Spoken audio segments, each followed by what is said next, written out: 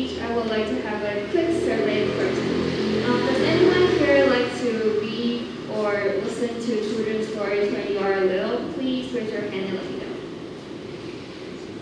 Good. It seems that almost everyone would enjoy reading or listening to children's stories.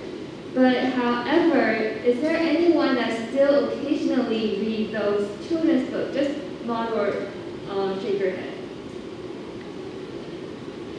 Okay, it seems that most people would skip the children's section in the bookstore or a library. Well, same as everyone, I enjoyed reading those books and stories when I was little, but I didn't do that now because maybe I was too busy or maybe I'm interested in other fields. But last summer, when I was cleaning out my room, I found a mysterious box. I opened it and I discovered that there is the prototype of the story I wrote in junior high school. And it looks like this.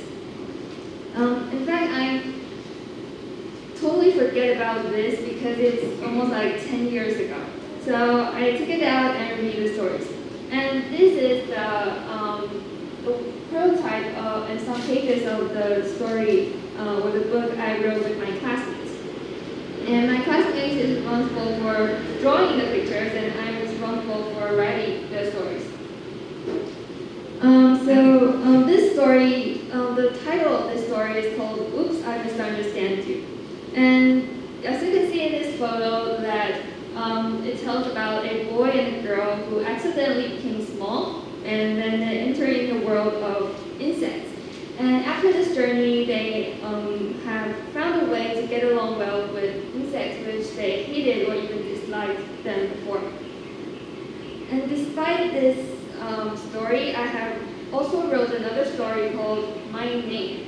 And this story tells about a newborn notebook, which is a book and almost white. And he wants to find his name through a journey in the world of books.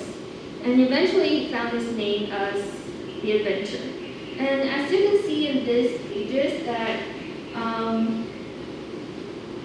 the way that a book is created is that first of all we would draw on a piece of paper and we sketch the characters, and then we use color pencil to draw the pictures, and then we print the script on a transparent sticker, and last we put the sticker on the paper, and then we print it all out. So that's basically the process of making a book.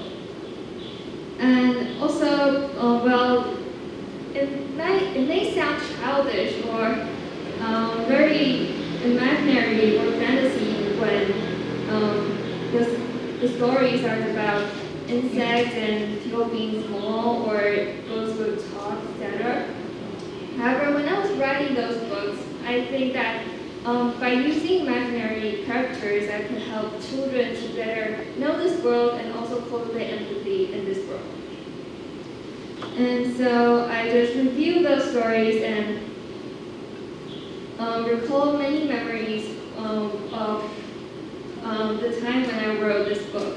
And for example, I draw these pictures during recess time during junior high school, and also the excitement of getting an award in the competition.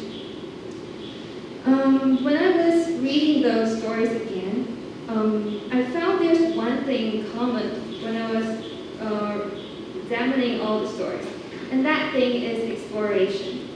I believe that I was eager to try new things and also overcome some difficulties during my junior high school.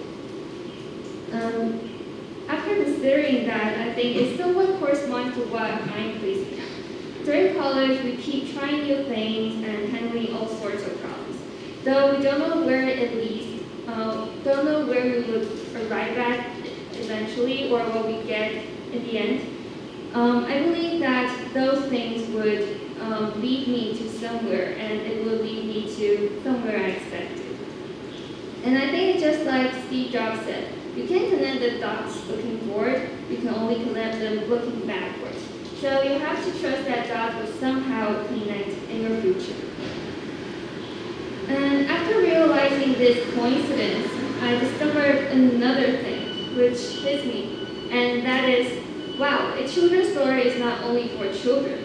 A story may close a lesson that the adults can interpret it by transforming those vivid things into abstract concepts. And using my stories as an example, when you don't try to know something or get to befriend it, chances are that you will miss out the interesting part and you never solve the problem. However, if you try to befriend it and open your mind, maybe you will discover another face of it, and then you know a way to get along well with it. And so that's what I discovered when I'm looking back at those stories. And in fact, many authors of the children's book or thesis have discussed this power of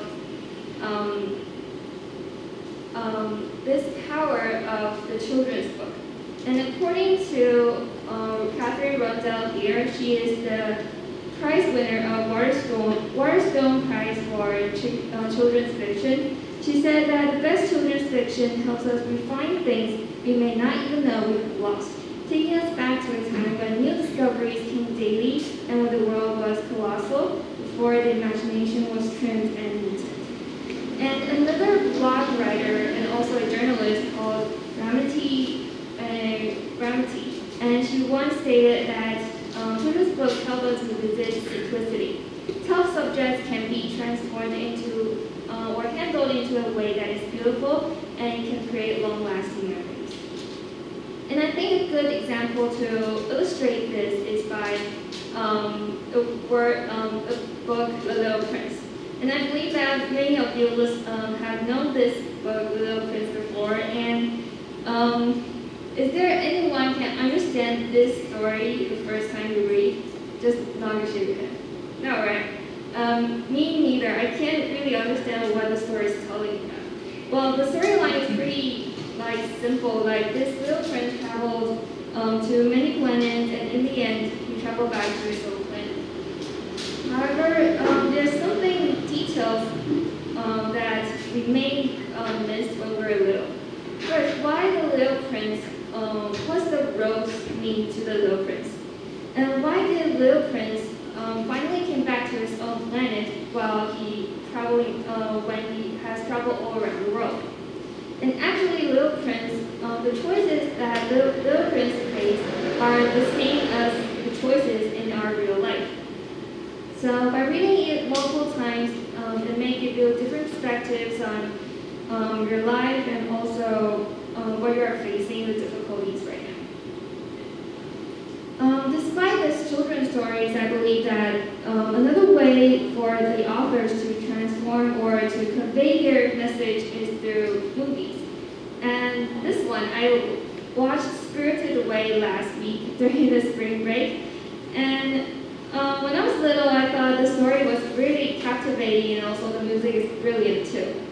But after I watched it another time, I discovered something different. For example, what is the no-face man represent in the whole story?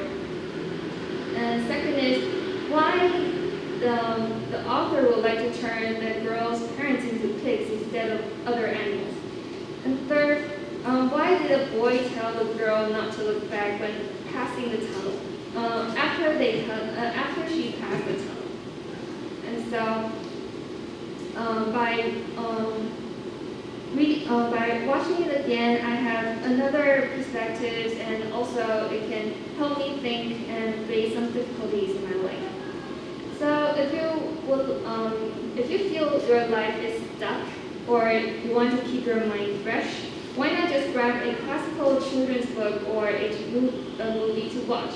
And maybe you would discover something different and also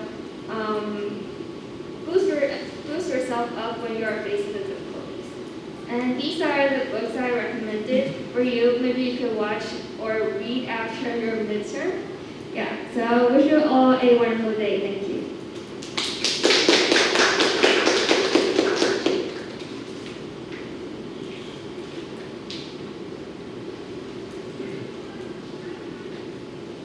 Right, so now we're going to start with any questions or comments.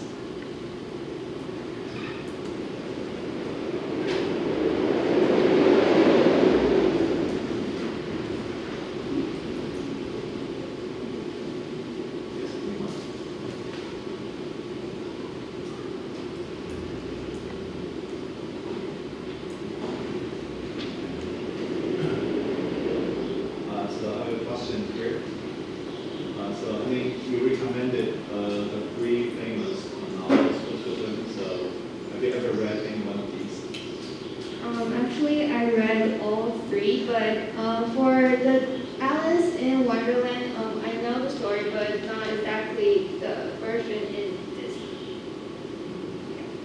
And for Charlotte's Web, I think it's a very touching story, and it's kind of like hard and tough for children to read, for a child to read. Yeah, but I think it's a really good really good book, and it's very classic. And for Charlie and the Chocolate Factory, I think, personally, I think this is a very happy, and also you don't think that it tells you something when you're watching a movie. But as you can see, the 5 children on the top of the photo, the 5 children represent some different like personalities or different people we would meet in our lives. So yeah, when you think of it like a more deeper way, then maybe you can find something in these things.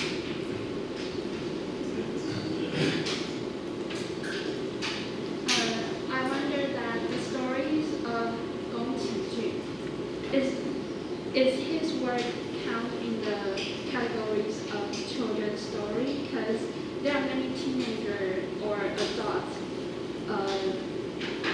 still watch his work, but they won't like read Snow White or something like that again. So I wonder how to define children's story. Oh, okay. I did a really strict definition on the term children's stories, but basically I believe that for animations or something that would that is available or eligible for children to read or to watch, then I would define it as a children's story. So, but there's no limitations that adults can't watch children's stories or movies. So I think that the author of this movie or this series of movies would like to convey a message, but also he would like to create something for children, I believe.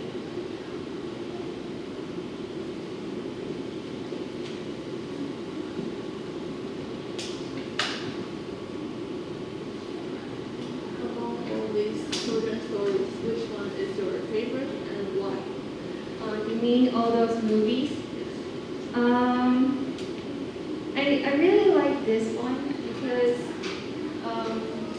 actually I forgot the details before I watched it again last week.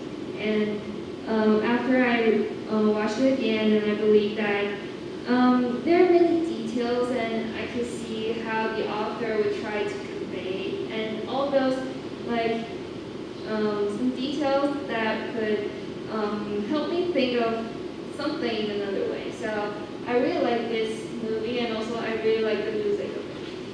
So this is personally one of my favorite movies.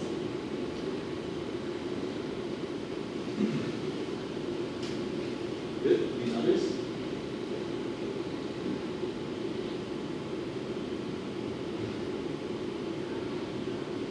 I think that's just another question.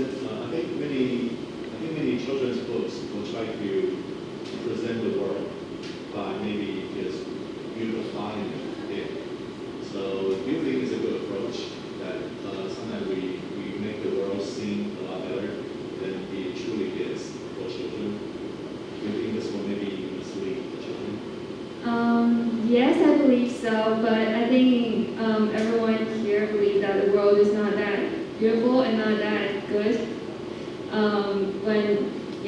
When you're growing mature and becoming older, but I think that for children, their world would be a lot of fantasies and all those good images or expectations or impressions on the world. So maybe I think children's story can help them build up some images of the world and in a better way, and so they have the positive energy or courage to keep growing up and going through the journeys through their lives and maybe help them overcome some difficulties. So I believe that the children's stories can convey these like good morals to help them grow.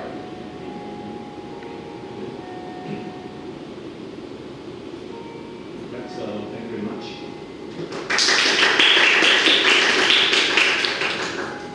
Back here, so please take a minute.